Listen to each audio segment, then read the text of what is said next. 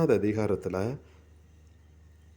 12வது வசனத்தை நம்ம பார்க்கும் பொழுது அந்த வசனம் என்ன சொல்லுது? அந்தப்படியே இயேசும் தம்முடைய சொந்த இரத்தத்தினாலே ஜனத்தை பரிசுத்தம் செய்யும்படியாக நகரவாசலுக்கு புறம்பே பாடுபட்டார்.